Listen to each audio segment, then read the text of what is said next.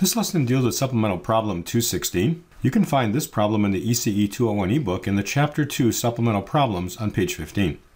Given the circuit, can we find the resistance between these two terminals looking back to the right? Call that R1.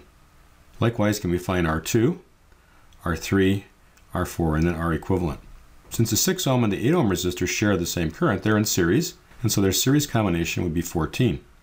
Then that 14 is in parallel with the 84 and the 24 because they share the same two nodes. So we could take these two at a time. We could take this in parallel with this, take the product over the sum, and then take the product over the sum of that result with the 14 ohms that we have. So these two in parallel, product over the sum, so it's 24 times 84 over 24 plus 84 is 18.667 ohms.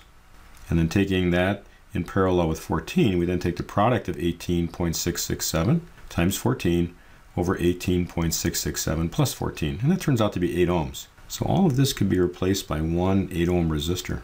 Now that's in series with 12. Just think of this as just one resistor here. That would give you 20 ohms. The 20 then, in parallel with 20, would just be half the value since they're equal. That would be 10 ohms. And then that 10 ohms is in series with 2 ohms, and that's equal to 12 ohms. You can find the work for this below.